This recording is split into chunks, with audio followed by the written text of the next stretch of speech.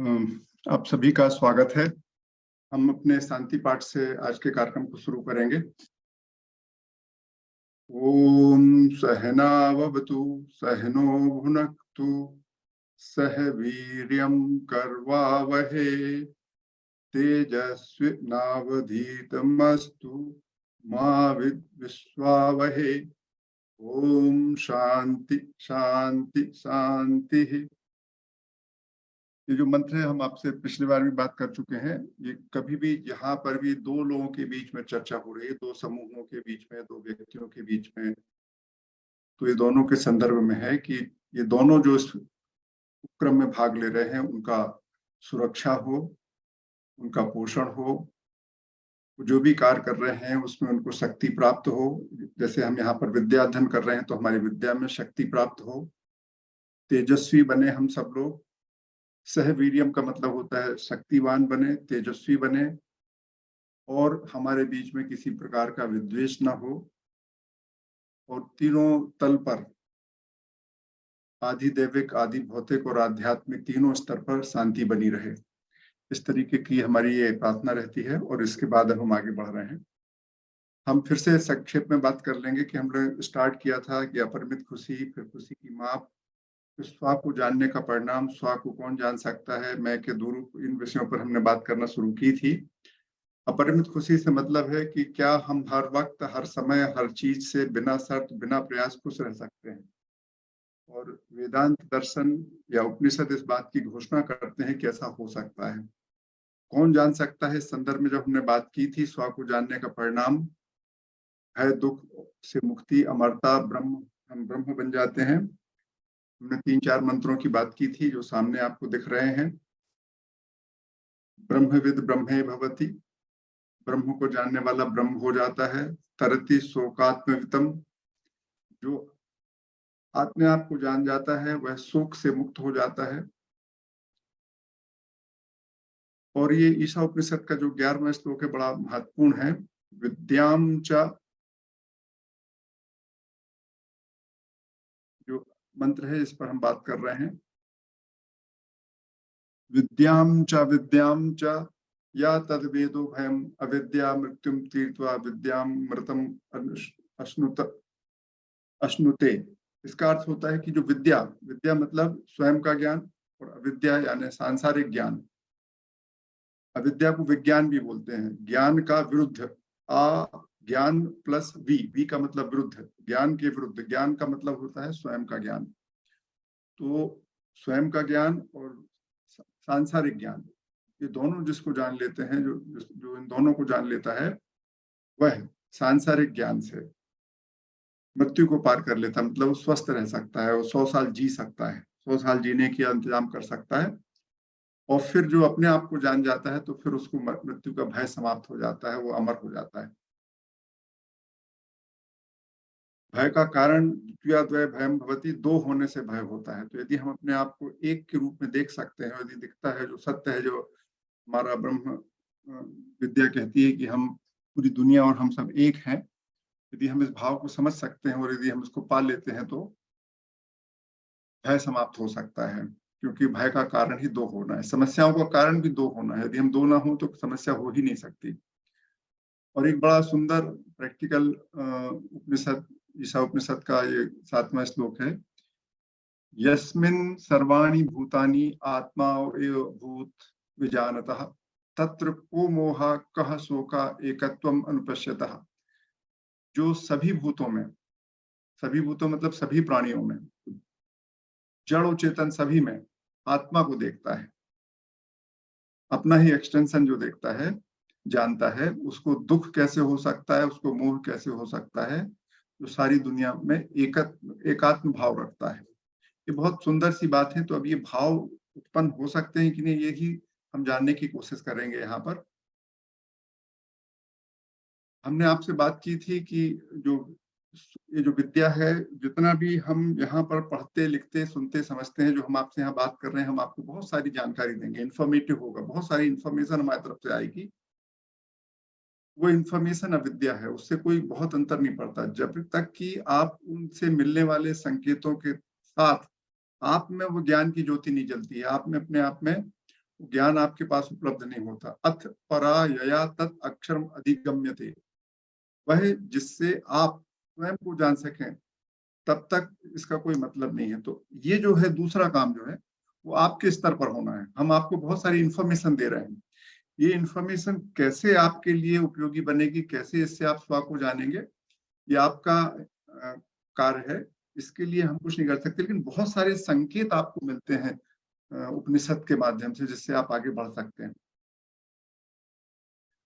ये भी वही बात है जो हमने बोला था कि ये जो उपनिषद है ये कहता है, जिसको हम पढ़ेंगे, कि ये जो आत्मा है ये प्रवचन से प्राप्त नहीं होती है, ये बुद्धि से प्राप्त नहीं होती है, ये बहुत सुनने से प्राप्त नहीं होती है, बहुत कुछ सुनने, शास्त्रों को सुनने से प्राप्त नहीं होती है।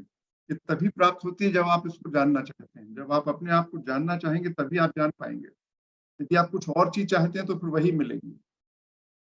यदि आप सुख चाहते हैं तो आपको सुख मिलेगा, यदि आप धन चाहते हैं तो आपको धन मिलेगा, परंतु यदि आप अपने आप को जानना चाहेंगे तभी आप अपने आप को पा पाएंगे। ये उस तरीके की बात है। तो जो आपका लक्ष्य होगा इस पूरे अध्ययन के संदर्भ में, उसी हिसाब से आपकी अनुभूति और आपका ज्ञान बढ़ेगा। और जैसा हमने आपसे बात की थी कि ये हम दो स्तर पर देखा जाता है, भारतीय ज्ञान परंपरा, भारतीय उपनिषद। ये कहते हैं कि मैं के दो हिस्से हैं, दो रूप में है, एक छाया रूप है और एक प्रकाश रूप है। जो प्रकाश स्वरूप है, जिसको हम ज्ञान स्वरूप बोलते हैं, वो मैं है एक, और एक छाया स्वरूप है जो उसमें छाया बनती है ब्रह्म की, वह है, दो है। तो इस दो को में से जो दूसरा वाला है जो छाया स्वरूप है, उसको समझना वो क्या है, जैसे ही आप उसको समझते हो, तो वो जैसे ही उसको आप समझ लोगे तो बाकी चीजें आपके पास क्या होगी, आप उससे अलग कर पाओगे। तो वो जो भ्रम है वो दूर हो जाएगा। जैसे सांप में जब हम रस्सी और सांप में भ्रम हो जाता है, रस्सी में सांप का, जैसे ही हम समझ जाते हैं कि ये सांप नहीं है तो हमको रस्सी देखने लगती है। तो जैसे ही हमको समझ में आ जाएगा कि ये जो छाया है ये सच नहीं है, तो फिर हम अपने आप को पहचान जाते हैं। इस तरीके की ये पूरी की पूरी बात है। हमने 9 अक्टूबर को उपनिषद का अर्थ समझा था, दृग दृश्य विवेक पर बात की थी, और बहुत सारे हम सारे मित्रों ने उस पर चर्चा की थी। आज फिर से चर्चा करेंगे थोड़ी सी। जो हमको सहज दिखता है, इसमें बहुत ज्यादा बुद्धि नहीं लगाना, सिंपल रूप से दिखता है कि जब भी हम कोई चीज देखते हैं तो एक देखने वाला होता है और एक देखी जाने वाली वस्तु होती है। इतना सिंपल है ये। मगर जैसे ही हम आपसे प्रश्न कर देते हैं कि इस पर आप विचार करिए, तो आप बहुत सारी चीजें सोचने लगते हैं। बिल्कुल सहज आप देखिए कि आपको दो दिखते हैं कि एक दिखता है। अब एक चीज और हम यहाँ पर आपसे बात करना चाह रहे थे, जो एक पिछली बार भी हम चलते चलते बात की थी, अपरोक्ष और परोक्ष ज्ञान। परोक्ष का मतलब होता है जो पीछे से मिले, किसी के माध्यम से मिले, जो किसी के माध्यम से मिले उसको परोक्ष बोलते हैं, इनडायरेक्ट। और अपरोक्ष मीन्स नॉट इनडायरेक्ट, मतलब डायरेक्ट। तो जो ज्ञान हमको डायरेक्ट मिलता है उसको हम अपरोक्ष ज्ञान कहते हैं। और आप देखिएगा कि यहाँ हम सारे लोग बैठे हैं, मेरे ख्याल से कोई से मुझे पुष्टि भी करेगा कि क्या हम जब ये कहते हैं कि मैं हूं, डॉक्टर धर्मेंद्र जी हमको दिख रहे हैं, जैसे हम आपसे बोले कि डॉक्टर धर्मेंद्र, यदि हम आपसे पूछें कि आप हैं, आपको जानने के लिए आपको किस चीज की जरूरत पड़ती है, आप एक मिनट माइक खोलकर बोलेंगे कि आपको स्वयं को जानने के लिए किस चीज की जरूरत पड़ती है? आंख की, कि कान की नाक की, या आप अपने आप जानते हैं सीधे? सर नमस्कार। जी नमस्कार। स्वयं को जानने के लिए, मैं हूं इसको जानने के लिए, बहुत डिटेल नहीं, मैं हूं डॉक्टर धर्मेंद्र सिंह वर्मा हैं, इस चीज के लिए आपको किसी चीज की जरूरत पड़ती है? बहुत सिंपल प्रश्न है, सिंपल उत्तर चाहिए। मेरी श्वास चल रही है, ये पर्याप्त? श्वास चल रही है ये भी पर्याप्त नहीं, इसकी भी जरूरत नहीं है। आप हैं इसके लिए आप देखते हो कि ऐसा हाथ लगा कि श्वास चल रही है मेरी। जब मैं पूछता हूँ वर्मा जी, आप कहते हो जी सर, इसके लिए आप देखते हो कि मेरी श्वास चल रही, तब मैं बोलूंगा। कोई भी बोल सकता है। जब हमें अपने आप की उपस्थिति की बात करना होती है तो हमें किसी चीज की जरूरत नहीं पड़ती, सीधे हम बोलते हैं कि मैं हूं। तो जिसमें किसी चीज की जरूरत न हो उसको बोलते हैं अपरोक्ष ज्ञान, बहुत सुंदर, बिल्कुल बहुत डायरेक्ट। सुंदर। महेश जी कुछ बोलना चाह रहे हैं क्या? महेश द्विवेदी जी। अब बहुत सुंदर ये व्याख्या आपने जो की, मुझे बहुत अच्छा लगा ये उत्तर सुझाव। जी जी जी। तो जब हमको स्वयं को जानने के लिए कुछ नहीं लगता, परोक्ष ज्ञान, अब जिसको हम प्रत्यक्ष ज्ञान कहते हैं, प्रत्यक्ष किसको कहते हैं? जो हमारी इंद्रियों के माध्यम से हमको मिलता है, उसको हम प्रत्यक्ष ज्ञान बोलते हैं ना। ज्ञान की जो पूरी पूरी एपिस्टेमोलॉजी है, जिसमें तरीके से जानकारी, ज्ञान कैसे बनता है, चाहे वो हम साइंस के रूप में देखें, चाहे वो हम अध्यात्म के रूप में देखें, तो उसके 3 स्रोत मानने का है। एक प्रत्यक्ष इंद्रियों के माध्यम से जो हमको पता चलता है, उसको हम ज्ञान का पहला स्रोत कहते हैं, सबसे महत्वपूर्ण है। सभी दर्शन मानते हैं कि प्रत्यक्ष के माध्यम से ज्ञान होता है। दूसरा, अनुमान लगाते हैं हम। और तीसरा, जो हमको बहुत ही ऑथेंटिक व्यक्ति होते हैं या बड़े बड़े ग्रंथ हैं, उनमें जो लिखा हुआ है उसको हम ज्ञान मानते हैं। तो ये 3 तरीके से लगभग सभी धर्म, चारवाक को छोड़ के सभी लोग मानते हैं 3 को। अदरवाइज पहले को तो हर कोई मानता है कि हाँ, प्रत्यक्ष ज्ञान। लेकिन यदि आप ध्यान से देखें तो प्रत्यक्ष ज्ञान जो है, इसको यदि आप ध्यान से देखेंगे, बहुत ध्यान से इस पर विचार करेंगे, तो ये प्रत्यक्ष ज्ञान है। इसमें भी अनुमान के बिना तो ज्ञान हो ही नहीं पाता। प्रत्यक्ष ज्ञान में सबसे पहले जब आपके सामने कोई संपर्क आता है आपके, तो वो कोई वस्तु है ऐसा दिखता है। लेकिन वो वस्तु पेन है, जैसे मैं आपके सामने बोलूं कि ये क्या है, तो आपको पहले इसका चित्र दिखा और फिर आपने इसको लगाया, मिलाया, आप जानते हैं कि ये पेन है, तो अनुमान लगा के फिर आप इसको पेन बोलते हैं। आपने भी छुआ भी नहीं है, लेकिन अनुमान लगाया इसका रूप रंग देखकर कि ये पेन होगा, ये पेन लिखने के काम आता है। तो ये जो प्रत्यक्ष ज्ञान है, ये भी कुछ हद तक अपरोक्ष है। तो जो जो ज्ञान आपको बिल्कुल सीधे अपने आप मिलता है, उसको हम बोलते हैं अपरोक्ष ज्ञान। और वो मैं आपसे इसलिए बात कर रहा हूँ कि कभी बीच में हम लोगों को चर्चा पड़ सकती है। कुछ मतलब ये हमारे डेफिनेटिव पारिभाषिक शब्द हैं जिनकी हम बीच बीच में उपयोग करेंगे। अब जो हम आपसे बात करने वाले हैं, ये जो आपसे हमने पिछले बार ये भी बात किया, दृग्दर्शी विवेक की बात की, पंचकोश पे आज हम बात शुरू करेंगे। शरीर त्रय पर भी बात करेंगे। पंचकोश और शरीर त्रय एक साथ बात हो जाते हैं। और ये जो अवस्था त्रय का है, ये हम इसको पूरी चर्चा के बाद बात करेंगे। तो आज अपना ये उपनिषद शुरू होने के पहले का सत्र है, मुझे ऐसा लगता है इस पर हम पूरी बात कर पाएंगे आज।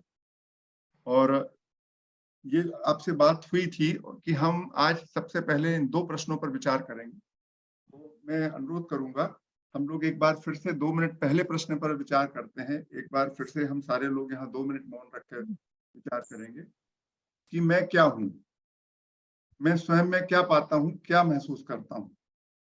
अब जो हम इसमें जो अपरोक्ष रूप से आपको दिखता है वो बताना, जिसके लिए आपको किसी भी प्रकार की पुष्टि की जरूरत नहीं, किसी भी प्रकार के प्रमाण की जरूरत नहीं, किसी भी प्रकार के अन्य वैकल्पिक साधनों की जरूरत नहीं। जो आपको सीधे लगता है कि मैं ये हूँ, जो आप सीधा महसूस करते हैं, वह आपको बताना है। उसको हम लोग 2 मिनट विचार करेंगे और फिर बात करेंगे। तो ये मैं 2 मिनट के लिए हम लोग मौन रखते हैं। देवेश 2 मिनट का कुछ संगीत छोटा सा लगा सकते हैं? वैसे मैंने चालू कर दिया है 2 मिनट का। 2 मिनट बाद हम लोग फिर बात करेंगे और कुछ लोगों से हम जानना चाहेंगे कि उन्हें क्या लगता है इसमें।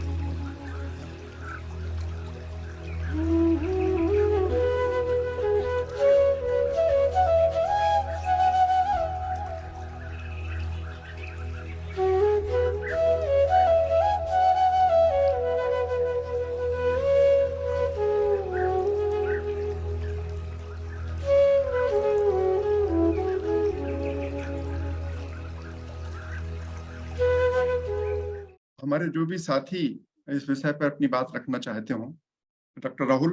हाँ, गुड तो इवनिंग सर। आपको क्या लगता है कि जब मैंने आपसे बोला कि 2 मिनट आप सोचिए कि मैं क्या हूँ, मुझ में क्या लगता है, आप क्या महसूस करते हैं अपने आप को, जिसमें आपकी, चूंकि आप तो डॉक्टर हैं इसलिए बहुत सारी फिजियोलॉजी जानते थे, वो डॉक्टरी का ज्ञान अलग रखना है, आपने अभी क्या महसूस किया अपने आप, वो हम जानना चाहते हैं इस समय, इस क्षण। हाँ सर मैंने इसका आंसर उधर जब मीटिंग हुआ था ऑफलाइन उधर भी दिया था, वही आंसर है मेरा सेम, कि मैं एक इस टाइप का एक मैटर हूँ जो जो चीजों को परसीव भी कर रहा है, रिएक्ट भी कर रहा है। उसके कुछ मतलब पर्टिकुलर प्रॉपर्टीज है उस मैटर की, जिसमें चीजों को, बहुत सारी चीजों को वो कंसीव करने की एबिलिटी है, बहुत सारी चीजों के बारे में कमेंट करने की एबिलिटी है, बहुत सारे इनपुट आउटपुट, इस टाइप से वो एक मतलब एक्टिव मैटर टाइप का है। बहुत सुंदर बोल रहे हैं आप। और कोई सर बोलना चाहेगा? सर मैं भी बोलना चाहूंगा। मैं नमस्ते सर। जी बोलिए त्रिलोचन जी। सर मुझे ऐसा लगा कि मैं एक पंच तत्व का शरीर हूँ, एक यानी एक हाड़ मास की काया है हमारी, और इसको चलाने के लिए कई प्रकार के विचार आते रहते हैं। तो उस कैसे इस पूरे शरीर को चलाना है, इसकी आवश्यकता की पूर्ति करने के लिए कुछ नई नई चीजें सीखते रहते हैं, और सीखने के बाद में परिस्थितियों के अनुसार ढालते रहते हैं और उसके अनुरूप इसको आगे बढ़ाते रहते हैं। ये मैंने महसूस किया। बहुत अच्छी बात की, बहुत बढ़िया। और कोई बोलना चाहेगा?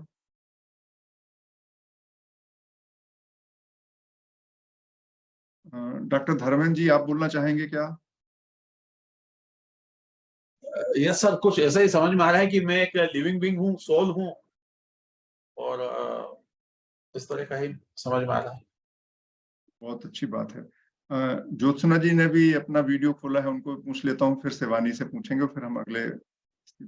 जी ज्योत्सना जी, आपने कभी महसूस किया, आपने विचार किया इस पर क्या, कि मैं क्या हूँ, कैसे लगता है, मैं क्या महसूस करता हूँ अपने आप को? मुझे 2 तरीके से समझ में आया। एक तो कि मैं मांस, हड्डियों और बहुत मेरू रज्जु वगैरह सबका एक मिश्रण हूँ, एक ग्रुप ऑफ, मतलब बहुत सारे सेल से बना हुआ, और इसके साथ एक एनर्जी का एक बंडल हूँ बहुत बड़ा, जो बहुत कुछ कर सकता है अपने। ठीक है, कुछ ऐसा महसूस हुआ मुझे। ठीक है, बहुत बढ़िया। Thank you. शिवानी, आप बोलना चाह रही थी? सर मैंने कई बार ऐसे महसूस किया, जैसे कि इंसान मशीन बनाता है, तो मुझे लगता है हम भी एक मशीन की तरह ही है। हमारा जो हर एक बॉडी का पार्ट है, उसका एक अपना प्रॉपर फंक्शन है। जिस तरीके से एक मशीन का होता है, हमें भी उसी की तरह फ्यूल या फिर इलेक्ट्रिसिटी से चलने के लिए खाना चाहिए होता है। तो मुझे ऐसा ही लगा कि हमारा जो मानव शरीर है वो एक तरीके से एक मशीन की तरह है, जिसका एक पर्टिकुलर टाइम पीरियड है और वो उसके बाद मतलब काम करना बंद कर देता है। बहुत बढ़िया। तो अभी ये जो हमारी बात चल रही थी, इसी को हम आगे बढ़ा लेते हैं, और इसमें जो हमने महसूस किया, मैं भी करता रहता हूँ बहुत दिनों से। तो जब आप इस तरीके से बहुत शांति से अपने आप को देखते हैं, तो आपको लगता है एक तो आपका शरीर है ना? शरीर की क्या फिजियोलॉजी है, वो उस पर हम बात नहीं करते। एक आपको लगता है कि, मुझे लगता है कि मेरा एक शरीर है, शरीर के साथ मुझे ऐसा लगता है कि मन भी है मेरे साथ में, शरीर और मन है। फिर और आगे जब हम इस पे विचार करते हैं थोड़ी देर, तो मुझे ऐसा लगता है कि इसमें जानने की शक्ति है, हम जान जाते हैं बहुत सारी चीजों को, और कार्य करने की भी शक्ति है हमारे पास, हम कार्य भी कर सकते हैं, और स्मरण की शक्ति है हमारे पास। मतलब ये 4-5 चीजें बिल्कुल अपरेंटली दिखती हैं। शरीर है, मन है, जानने की ताकत है मेरे पास, शक्ति है, क्षमता है, कार्य करने की क्षमता है, और स्मरण रखने की क्षमता है। ये इस तरीके से हमको अपने आप को, मुझे देखने में लगा। आप भी इस पर विचार करें कि क्या ऐसा ही आपको लगता है या कुछ और भी लगता है, क्योंकि जो आपको लगेगा वही सच है। बाकी चीजें तो सब उस तरीके से हो जाती हैं जैसे कि होना चाहिए। ये जो हमने अभी देखा, बड़ा सुंदर बात आई सबके समझ में। अभी में एक और हमारा अगला प्रश्न है कि दृष्टा और दृश्य क्या है ना? ये इसमें कुछ ज्यादा चिपक गया है लिखते समय। दृष्टा और दृश्य क्या है, इस विषय पर भी हम लोगों ने बहुत सारी बातें पिछली बार सोची थी, विचार की थी, लेकिन सहज ही आपको दृष्टा और दृश्य में क्या दिखता है, इसको हमें देखना है। और ये जैसे हम समझ जाते हैं तो फिर बहुत अच्छी लगेगी। इसमें फिर से हम करीब 1 मिनट शांत रहेंगे, क्योंकि हमारे पास समय कम है। हम लोग 1 मिनट करीब शांत रहेंगे और एक बार फिर से विचार करेंगे। बहुत सारा इसमें हमें दिमाग नहीं लगाना है। बहुत सारी चीजें जब हम कोशिश करने लगते हैं, बहुत सारी चीजें समझने की तब दिक्कत होती है। जो सिंपल लग रहा है, मतलब कोई बहुत कठिन चीजें नहीं बात करना है हमको, जो आपको महसूस हो रहा है वही बोलना है, जो अपरोक्ष रूप से आपको महसूस हो रहा है, सीधा सीधा, जिसमें और कोई की बीच में लाने की जरूरत ही नहीं है। जो आपको लग रहा है, क्योंकि ये जो अपरोक्ष है, यही हम अपने आप को, अपरोक्ष अनुभूति जो होगी हमारी सीधी, वही हम होंगे।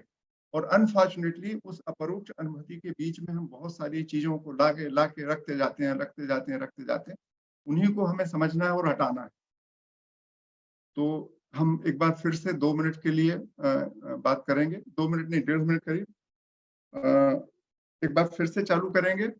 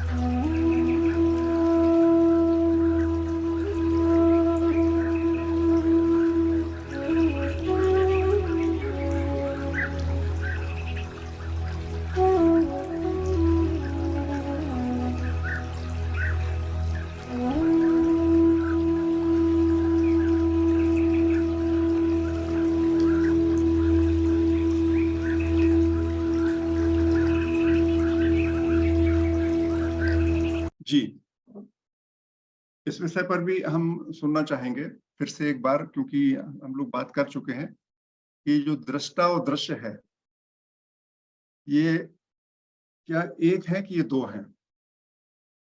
इसमें आपको कैसा लगता है कि ये दृष्टा और दृश्य एक हो सकते हैं? जो आपको लग रहा है वही बताना है, जो पढ़ा लिखा है वो नहीं बताना। जो आपको लग रहा है वो बताइए। मुझे के शर्मा, अच्छा, ज्योत्सना जी ने हैंड रेज किया है। ज्योत्सना जी, इसको अपना अनुभव बताएं, क्या लगा उनको।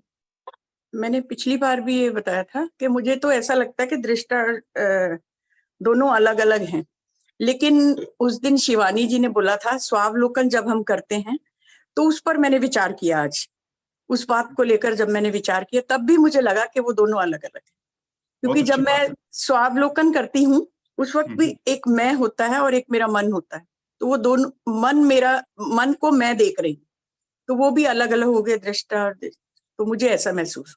बहुत अच्छी बात है। उपाध्याय जी ने हैंड रेज किया है। उपाध्याय जी बोलना चाहेंगे? सर नमस्कार। नमस्कार। मैंने पिछली बार भी इस पर बात रखी थी और आज का अनुभव थोड़ा सा उससे अलग हटकर हुआ है, इसलिए मैं कहना चाह रहा था कि आज मुझे ये महसूस हुआ कि दृश्य, प्रकृति में जो भी चीजें मौजूद हैं वो सब कहीं ना कहीं दृश्य की श्रेणी में आ रही हैं और उस स्थिति में हम भी दृश्य का हिस्सा हैं। लेकिन जब हम उसको देख रहे होते हैं, यानी जब हम दृष्टा होते हैं, तो उससे थोड़ा अलग हो जाते हैं और वो बाकी की शेष जो चीजें हैं वो दृश्य हैं और हम दृष्टा के रूप में अलग स्थान ले लेते हैं। इस तरह से वो अब धीरे धीरे 1 से 2 की तरफ बढ़ रही हैं कि नहीं, अब वो 2 हैं। जी, थैंक यू। और किसी को इससे सेम विचार आया, भिन्न विचार आया, जैसा भी आया हो? और कोई बोलना चाहेगा? एक व्यक्ति को। जी, पलक जी। पलक पांडे। हाँ जी सर, मुझे भी यही लगता है कि जब हम खुद की बात करें या जब हम सेल्फ इंट्रोस्पेक्शन करते हैं, तब सर मेरे हिसाब से दोनों सेम हो जाते, मतलब अगर ज्यादा दिमाग ना लगाते हुए सोचें तो हम अब खुद को ही देख रहे हैं तो हम ही दृश्य और हम ही दृष्टा भी हैं। बट सर दूसरी चीजों के लिए अभी थोड़ा मुझे भी डाउट है कि मतलब दोनों एस्पेक्ट सही हो सकते हैं। इसमें डाउट की बात नहीं है, जो सिंपल लग रहा है वो बता दीजिए कि जब हम किसी भी सिंपल एक वस्तु को देखते हैं, एक दृश्य है आपके सामने और एक आप दृष्टा के रूप में है, या कोई भी और है, जैसे हमने उदाहरण पे बात की थी, कैमरा से जब हम फोटो उतारते हैं तो क्या कैमरा और फोटो अलग अलग है कि कैमरा ही अपनी खुद की फोटो उतार लेता है, कैमरा ही फोटो है, उस तरीके की स्थिति है। आप इस पर विचार कर लें, जैसा भी आपको लगता हो पलक, क्योंकि जैसे ही आपकी अनुभूति होगी वैसे ही आप उसको मान पाएंगे। राहुल ने भी हाथ। Hello, yes sir, good evening sir.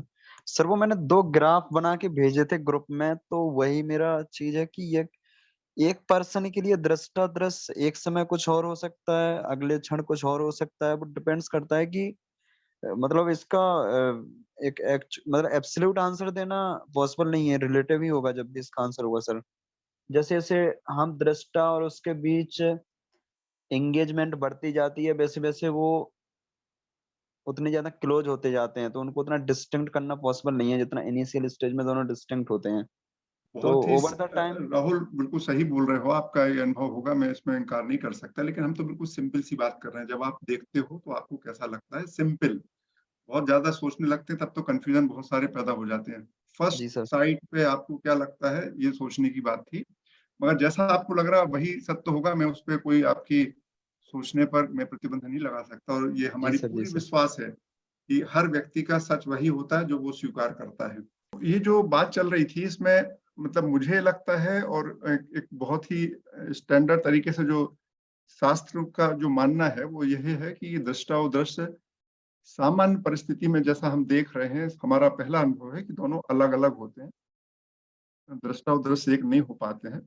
और इसके संदर्भ में हमने आपसे जब डे 1 को बात कर रहे थे कि आंखों का दृश्य होता है और आंख दृष्टा होती है, फिर उसका मन देखता है आंखों को, फिर मन को और पीछे कोई देखता रहता है, तो एक पूरी की पूरी एक लंबी प्रोसेस दिखाई जा रही थी। तो ये अलग अलग है, ऐसा हम महसूस करते हैं। मुझे भी ये पूरा विश्वास ऐसे ही लगता है, और इस विषय को हम फिर थोड़ा सा और आगे से चल के देखेंगे अभी ये कैसे होता है।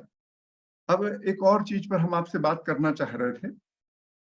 एक बड़ा जबरदस्त चीज है पदार्थ, जिसको हम लोग बोलते हैं ना मटेरियल, मटेरियलिस्टिक वर्ड बोलते हैं, मटेरियल। तो मटेरियल का हिंदी शब्द जो अनुवाद है वो पदार्थ है। पदार्थ का मतलब है ऐसे शब्द जिस शब्द का हम अर्थ निकाल सकें, जिन चीजों का हम अर्थ निकाल कर शब्दों में बोल सकें, वो पदार्थ। जिस भी वस्तु का, जिस भी चीज को, जिस भी कॉन्सेप्ट को, जिसको भी हम शब्दों में व्यक्त कर सकें, वो पदार्थ है। 7 प्रकार के पदार्थ, हमारा जो वैशेषिक दर्शन है वो 7 प्रकार के पदार्थ बोलता है। सबसे बड़ी सूची भारतीय दर्शन में न्याय शास्त्र की है, जो कहता है 16 प्रकार के पदार्थ हैं। और फिर एक और चीज है जिसको हम लोग, जैसे ये हमारे सामने, जैसे मैं आपको ये गिलास दिखा रहा हूं, ये जो है इसको बोलते हैं सब्सटेंस, बोलते हैं, द्रव्य बोलते हैं। तो हम जो फिजिक्स केमिस्ट्री पढ़े होंगे उन्हें द्रव्य के गुण, तो द्रव्य है। तो पदार्थ के संदर्भ में हम 3 चीजों पर विचार करना चाहते हैं जो बड़ी इंपॉर्टेंट हैं। द्रव्य क्या है, ऊर्जा क्या है, और हलचल, एक्शन। ये 3 बहुत इंपॉर्टेंट चीज है, यदि आप इनको समझें। अंग्रेजी में द्रव्य को बोलते हैं सब्सटेंस, और सब्सटेंस जो है उसकी पहचान, सब्सटेंस पूरी अपने जो है, सब्सटेंस एक प्रकार का सबस्ट्रेटम है। जैसे हम आपसे बोल रहे हैं कि आप हमको बताइए पानी, तो पानी क्या है, पानी को आप जानते कैसे हैं? पानी की पहचान आपको उसके गुणों से होती है, उसके कार्यों से होती है, गुण और कार्यों से। और जिस चीज में गुण और कार्य होते हैं उसको सब्सटेंस बोलते हैं। जिस भी चीज में आप गुण और कार्यों को पहचान सकते हैं उसको हम सब्सटेंस बोलते हैं। ऊर्जा भी द्रव्य का एक दूसरा ही रूप है ना। ऊर्जा भी द्रव्य का एक दूसरा ही रूप है, वो भी एक पदार्थ है, उसको भी हम महसूस करते हैं, आवाज सुन सकते हैं, ध्वनि, हम ऊष्मा को देख सकते हैं, प्रकाश को देख सकते हैं। प्रकाश को देख सकते हैं क्या? मगर हम प्रकाश को महसूस कर सकते हैं। इस तरह बिजली को महसूस कर पाते हैं। जितनी भी प्रकार की ऊर्जा है, बहुत सारी ऊर्जाओं को हम महसूस करते हैं। ऊर्जा को भी हम परिभाषित कर पाते हैं जिससे। और फिर ये हलचल, एक्शन, ये एक्शन जो है, ये 5 प्रकार का एक्शन है। तो जो 7 द्रव्य हैं उनमें एक्शन भी एक है। हम 7 की चर्चा आपसे अभी थोड़ी देर में दिखा देंगे। लेकिन ये जो हलचल है, ये 5 प्रकार की हो सकती है। या तो आप ऊपर की तरफ जा सकते हैं, कोई भी पदार्थ है, यदि मान लीजिए कोई एक ऑब्जेक्ट है छोटा सा, उदाहरण के लिए ये हम इस पेन की बात करें, या तो ये ऊपर मूव कर सकता है, या नीचे मूव कर सकता है, दाएं बाएं मूव कर सकता है। यदि हम इस पे बहुत सारा बल लगाएं तो इसकी आकृति में कमी हो सकती है, इसको हम खींचे तो बड़ा हो सकता है, और ये इस तरीके से रोटेट अपनी लोकेशन से उसी जगह पर घूम सकता है। ये 5 प्रकार की गतियां संभव हैं। और द्रव्य है जिसके गुण हैं। अब इसमें गुण कितने प्रकार, इसमें बड़ा इंटरेस्टिंग है। मैं आपको एक नेक्स्ट स्क्रीन दिखाना चाहती हूँ। द्रव्य हैं जिनको हमने बोला, द्रव्य हैं 9: पृथ्वी, अग्नि, जल, वायु, आकाश, समय, डायरेक्शन, आत्मा और मन। ये वैशेषिक बोलता है, और चूंकि इसमें आत्मा को भी द्रव्य मान लिया इसलिए स्पिरिचुअल है। यदि आत्मा को नहीं मानता, चार्वाक दर्शन आत्मा को नहीं मानता है, चार्वाक दर्शन आकाश को भी नहीं मानता है, तो इसमें आत्मा को भी माना गया है, इसलिए स्पिरिचुअल होता है। ये थोड़ा सा आध्यात्मिक है क्योंकि आत्मा की भी बात कर रहे हैं। तो 9 द्रव्य हैं: पृथ्वी, अग्नि, जल, वायु, आकाश। अग्नि यानी ऊर्जा, समय, दिशाएं, आत्मा। और गुण हैं, 24 गुण हैं, 24 गुण। इसमें हमने लिस्ट लिखी है: रूप, रस, गंध, स्पर्श, संख्या, परिणाम, पृथकत्व, मतलब जो हम 2 चीजों को अलग अलग कर सकते हैं, उनका संयोग हो सकता है, उनको जोड़ सकते हैं, उनके डिवीजन हो सकते हैं, उनकी इंपॉर्टेंस होती है। इंपॉर्टेंस एक क्वालिटी है किसी चीज की, कितना इंपॉर्टेंट है, कम है या ज्यादा है, क्वालिटी है, उसको हम जान सकते हैं, उसका ज्ञान हो सकता है, ये भी क्वालिटी है। उससे सुख मिलता है, उससे दुख मिलता है, ये भी उसकी क्वालिटी है पदार्थ की। इच्छा हो सकती है, द्वेष है, प्रयत्न है, गुरुत्व है, मास, उसमें जो मटेरियल है उसका वजन कितने, भारी, कम, हल्का, भारी। द्रवत्व, उसमें लिक्विडिटी होती है। तन्यता, उसको हम खींच सकते हैं, फैला सकते हैं। संस्कार, उसके बहुत सारे धर्म, पॉजिटिव एक्टिविटीज हैं। धर्म, अधर्म और शब्द, कुछ और भी जोड़े जा सकते हैं गुण। इसको 24 गुण हमारे वैशेषिक दर्शन वालों ने नोट कर रखे हैं, और भी आप जोड़ सकते हैं, कोई कमी ज्यादा हो सकती है। किसी को आप इनकार कर सकते हैं कि गुण नहीं होता, ये कुछ और है जो आपको लगे, लेकिन गुण होते हैं। अब हम इसके बाद जिस बात पे करना चाहते हैं वो है पंचकोश। 5 कोश के रूप में हमारा जो तैत्तिरीय उपनिषद है भारतीय दर्शन में, वो पंचकोश की बात करता है। जैन धर्म में भी बात करता है, बौद्ध धर्म में भी पंच स्कंद की बात करता है। ये 5 हैं, 5: अन्नमय, प्राणमय, मनोमय, विज्ञानमय और आनंदमय। ये 5 कोश है। मय का मतलब होता है भरा हुआ, है ना। और कोश का मतलब होता है डब्बा, बर्तन, कक्ष, जो कुछ भी है। लेयर भी मानते हैं कुछ लोग उसको। तो जो अन्न से भरा हुआ हो वो अन्नमय कोश, जो प्राण से भरा हुआ हो प्राणमय कोश, जो मन से भरा हुआ हो मनोमय कोश, जो विज्ञान से भरा हुआ हो ज्ञानमय कोश। और ये जो आनंदमय है, यहाँ थोड़ा सा कंफ्यूजन है कि जो आनंद से भरा हुआ है आनंदमय कोश, ये बड़ी डिफिकल्ट सी सिचुएशन है। तो आनंदमय कोश पे अपन और बात करेंगे। और उसके अंदर वो जो फूल सा बना हुआ है वो आप हैं। इसको 2 तरीके से देखते हैं। इसमें अन्नमय कोश बाहर दिखाया और आनंदमय कोश अंदर दिखाया आपके पास में। दूसरा तरीका ये भी हो सकता है कि अन्नमय कोश अंदर है, फिर उसके ऊपर प्राणमय कोश है, फिर उसके ऊपर मनोमय कोश है, फिर उसके ऊपर विज्ञानमय कोश है, और फिर उसके ऊपर आनंदमय कोश है। ये क्रम दोनों में से कोई भी हो सकते हैं, इनका महत्व नहीं है, क्योंकि हम फिजिकली बात करेंगे तो कोई ना कोई क्रम की बात हो जाती है, लेकिन असली में एक क्रम नहीं है। अब इन 5 को हमें धीरे धीरे समझना है। तो हम अपने सभी साथियों से बात करना चाहते थे 2 बिंदुओं पर, क्योंकि हमारा जो समय है उसके हिसाब से अब केवल 15 मिनट बचे हुए हैं। तो 15 मिनट में हम इस पर आगे चर्चा करें कि कुछ आपस में चर्चा करें और फिर नेक्स्ट डे पर इसको ले जाने की बात करें। और जो अगला हमारा 16 तारीख को पड़ेगा, 16 तारीख के लिए आप सारे लोग सहमत हैं, तो हम लोग 16 तारीख को बात करेंगे। और ये बड़ा इम्पोर्टेंट एक फीलिंग है। तैत्तिरीय उपनिषद बड़ा प्रसिद्ध उपनिषद है जिसमें ये पंचकोश की बात हुई है, और इस पंचकोश के माध्यम से, और जो अभी हमने दृष्टा और दृश्य की बात की है, उसके माध्यम से जब हम इसको समझते हैं तो हम धीरे धीरे एक लेयर को समझते जाते हैं। और जिस चीज को हम समझते जाते हैं, मतलब दृष्टा और दृश्य, सूंघना और सूंघने वाला, देखना और देखने वाला, चखने और चखने वाला, समझने और समझने वाला, ये जो सब चीजों के जो दो हिस्से होते हैं, उस तरीके से जिन चीज को हम समझते जाते हैं, क्या वो हम हैं? यदि हम ये समझते हैं कि मैं अपने शरीर को जानता हूँ, यदि हम शरीर को देख सकते हैं, तो क्या हम शरीर हो सकते हैं? इस तरीके की इसमें पूरी लॉजिक होगी। फिर हर स्टेज पर क्या कैसी बात है हम करना चाहेंगे। सर नमस्कार सर, प्रणाम। उस समय में ये कह रहा था कि जो दृष्टा है वो मेरी आंखें हैं, मैं नहीं। अगर सेंसेस नहीं है तो मैं उसको देख ही नहीं पाऊंगा दृश्य को। तो एक दृश्य है और दृष्टा है, इसमें कहीं ना कहीं विभेद है। ये दो हैं, लेकिन वो दृष्टा जो है वो इंद्रियों के माध्यम से ही।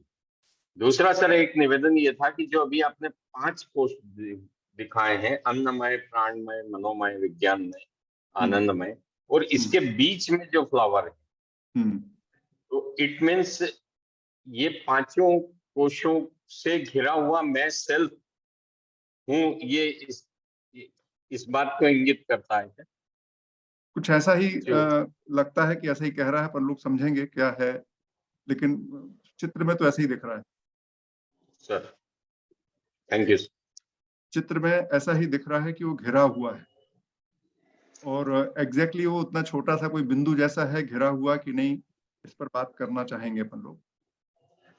हाँ, उसमें शंकराचार्य जी ने भी अपने उसमें लिखा है, एक कहा है कि न मैं पंचकोश न मैं सप्त धातु, मतलब मैं पंचकोश भी नहीं हूँ, चिदानंद रूप शिवोम शिवोम। तो वो चिदानंद रूप फ्लावर के रूप में इंडिकेशन है। वो उतना छोटा सा बिंदु के रूप में है कि और आगे, क्योंकि चित्र में आपके पास कोई क्षमता नहीं है, लेकिन इस पे चर्चा की जाएगी हम लोग जब बात करेंगे।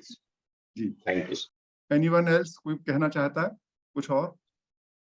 सर मेरा ऐसा सोचना है कि ये हमारे एग्जिस्टेंस की बात है, और ये जो 5 कोश है, इसको भले हम लेयर में बताएं, डॉट में बताएं, लेकिन ये सभी हमें सम्मानित है, और हम इन सबसे मिलकर ही बने हुए हैं। वो दर्शाने के लिए भले हम उसको लेयर के रूप में दर्शा रहे हैं, लेकिन हमारा अस्तित्व, एग्जिस्टेंस इन्हीं 5 से मिलके बना हुआ है। ठीक है, ये इनकी कोई ना कोई हमारे जीवन में इनका कोई ना कोई महत्व तो है। बात बिल्कुल सच है कि ये बहुत इम्पोर्टेंट है, इनका कोई ना कोई महत्व है हमारे साथ में।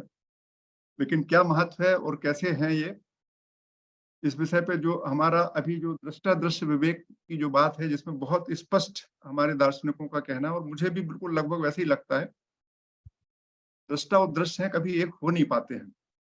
और यदि आप सबसे ज्यादा जो लोकप्रिय है हमारे देश में पतंजलि का योग दर्शन, उसके जो शुरू के 4 श्लोक हैं, यदि आप लोग पढ़ेंगे निकाल के कहीं से, तो बोलते हैं क्या, योग क्या बोलते हैं, योगस् चित्तवृत्ति निरोधा, योग चित्तवृत्तियों का निरोध है। तो बोलते हैं कि यदि योग चित्तवृत्तियों का निरोध नहीं करते तो क्या होता है, तो कहते हैं कि आप अपने वृत्ति के स्वरूप में हो जाते हैं, है ना, जो कि भ्रम है। जो अभी सभी को लगता है कि जो वृत्तियां हैं, जो आपका अनुभव है, आप उसी को अपने आप को मानने लगते हैं, ये भ्रम है। जब चित्त वृत्तियां जब समाप्त हो जाती हैं, उस समय जो आपको दिखता है वो आप हैं। So it's a difference. वो उस पूरे डिस्कशन को जब आप बात करेंगे तब हमको यहाँ आगे बात बढ़ेगी। योगस् चित्त वृत्ति निरोधा उसमें कहा गया है, और जब हम इनको हटा लेते हैं तब हम अपने स्वरूप में आ जाते हैं। 3rd श्लोक में, संस्कृत मुझे बहुत याद नहीं रहती, यदि आप कहेंगे तो पढ़ के बताना पड़ेगा पुस्तक से। तब दृष्टा उसके अपने स्वरूप में आ जाता है जब चित्तवृत्तियां समाप्त हो जाती हैं। ये वहां की विचार है, लेकिन यहाँ हम अपने ढंग से ही बात करेंगे, हमको उन सबसे कोई बहुत संदर्भ नहीं रहेगा। हम यहाँ पढ़ेंगे और अपने मन से समझेंगे क्या है। एक सर एक अनुरोध, मेरे को प्राणमय कोश ऐसा भी महसूस होता है कि जो पंच प्राण है, प्राण अपान व्यान उदान समान, जो 5 तरह के प्राण है ये मिलकर प्राणमय कोश बनाते हैं। इसी प्रकार अन्नमय और ये सारी चीजें ऐसा तो सही है। ये सारी चीजें कही गई हैं, लेकिन इशू बहुत सिंपल है कि ये जब हम इन पर जब विचार करते हैं कि क्या ये प्राण ही आत्मा है या प्राण ही मैं हूं, तब आपको समझ में आएगा जब आप विचार करेंगे। और इस पर जिस तरीके से चिंतन प्रस्तावित है, जो अपनी अगली डिस्कशन में अपन बात करेंगे, तो जो आपको लगेगा वही आपको सच महसूस होगा। जैसा कि यहाँ पहले बताया जा चुका है, अपन ने पढ़ा है इसमें बार बार कि जो बताया गया है वो तो ज्ञान है, जानकारी है, विज्ञान है। वो ज्ञान तो आपको महसूस जो होता है वो होगा। आपको यदि लगता है कि आप मन है तो मन है, यदि आपको लगता है कि आप विज्ञान है तो विज्ञान है, यदि आपको लगता है कि आप शरीर हैं तो शरीर है। लेकिन जब आप गहन तरीके से बात करते हैं कि मैं शरीर हूं क्या, जब आप पूरी तरीके से अपने शरीर पर विचार करते हैं, जब आप शरीर को देखते हैं, महसूस करते हैं कि मैं शरीर हूं कि नहीं हूं, जब आपको लगता है कि नहीं, ये शरीर के बाद भी कुछ बचता है, मतलब शरीर कंप्लीट नहीं महसूस करा पाता अपने आप को। जब आप बहुत ध्यान से शरीर पर विचार करते हैं तो आपको लगता है कि you are something more than body. ऐसा मुझे भी लगता है और मेरे ख्याल से सभी को लगता है कि we are more than body. क्योंकि यदि ऐसा होता कि बॉडी ही हम होते, और अधिकांश लोगों को लग रहा होता, तो अपने घर में कभी भी जो प्रियजन है उनकी मृत्यु होने के बाद उस शरीर को हम लोग बढ़िया संभाल के रखते, है ना। कभी ऐसा होता नहीं। जैसे ही वो शरीर से आत्मा निकल जाती है, जिसको अपन कहते हैं निकल जाती है या डेथ हो जाती है, तो एक दिन भी घर में रखना आपके लिए संभव नहीं हो पाता उस शरीर को।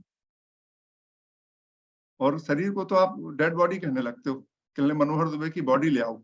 मनोहर दुबे नहीं बोलते, फिर आप बोलते हो क्या? तो ये अभिव्यक्ति कैसे आती है ना। तो ये विषय है, तो इस पे अपन आगे थोड़ा सा चिंतन करेंगे। जी सुरेश जी कुछ बोल रहे थे आप।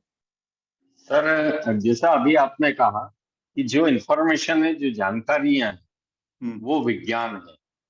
तो जो विज्ञानमय कोश है, तो जो इंफॉर्मेशन हम कलेक्ट करते हैं उसको हम विज्ञानमय कोश के अंतर्गत ले सकेंगे क्या? कुछ मिलती जुलती बात है। विज्ञानमय कोश जानकारियां नई भी है। इसको एग्जैक्टली विज्ञानमय कोश बुद्धि को कहते हैं।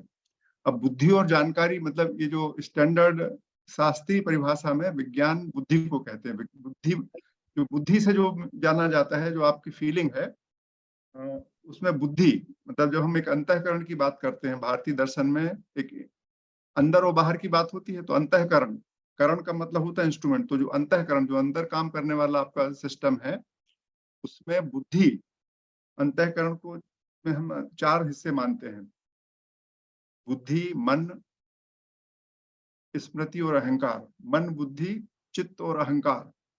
चित्त यानी स्मृति। तो बुद्धि जो है, उसका जो बुद्धि वाला फंक्शन है,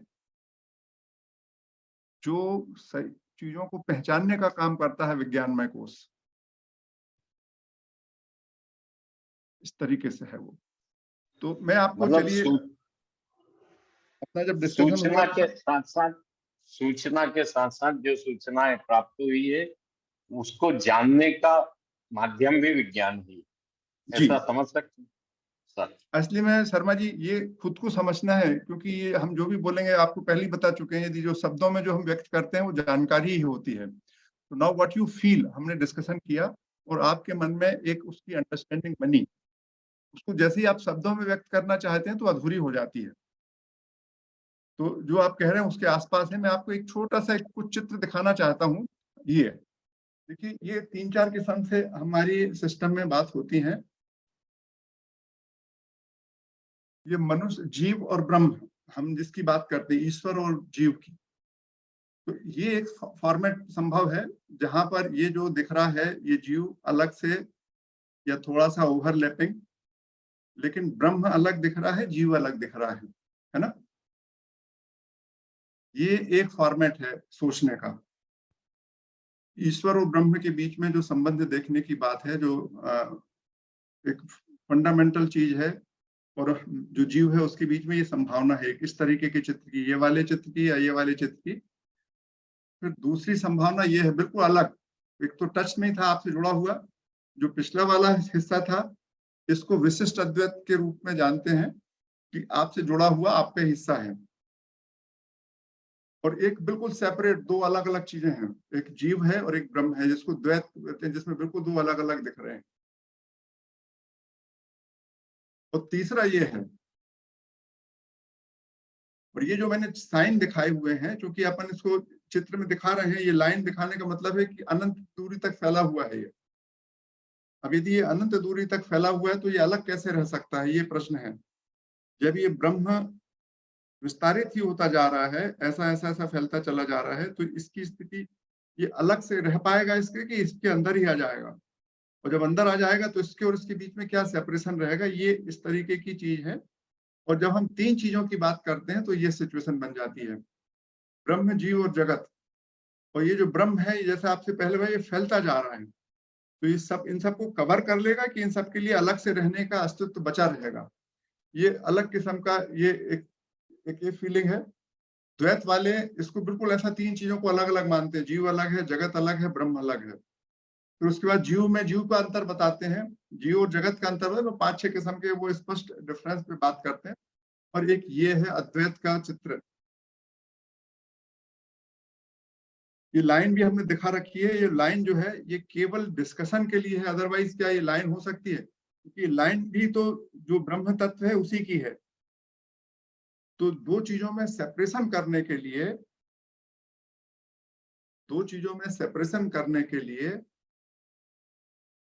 कोई तीसरा पदार्थ लगता है, तभी एयर आएगी, मेरे और आपके बीच में एयर आएगी, तब हम दो दिखते हैं। तो एक बहुत ही आध्यात्मिक स्तर पे, भौतिक स्तर पे, लेकिन जो व्यवहारिक स्तर पे है समझने के लिए वो अपन बात कर रहे हैं। तो ये कुछ मैंने आपको चित्र आज दिखा दिए हैं, इन चित्रों पर भी हम कभी बात करेंगे इस पूरे डिस्कशन के बाद। अल्टीमेट हमको इन्हीं चित्रों पर समझने की हमारी डिस्कशन है, और मैं आपको बहुत तेजी से कुछ चित्र दिखा रहा हूँ। ये जानकारी बनने का चित्र है, ये बुद्धि है, बुद्धि में क्या होता है विज्ञानमय कोश पे जब हम बात करेंगे। फिर ये विज्ञानमय कोश में बुद्धि है और एक सार्वभौमिक बुद्धि है, इस पे चर्चा करेंगे। और ये जो बैक साइड में चल रहे थे अपन,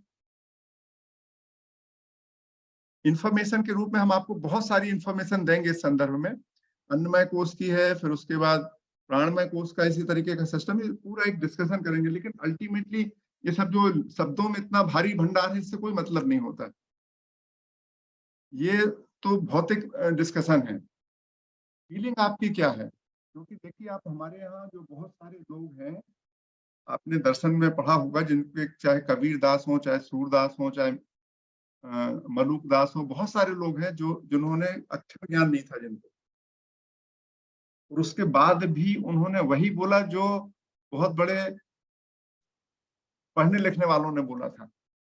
ये जो फीलिंग है आपकी इनर सेल्फ की और जो बोलने की क्षमता है, ये सब में बराबरी से आ सकती है। इसके लिए किसी भी प्रकार के अध्ययन अध्यापन की जरूरत नहीं पड़ती है, ये आपका बहुत ही अपरोक्ष ज्ञान है जिसमें आप सीधे समझते हैं, जिसको अपन बात करेंगे।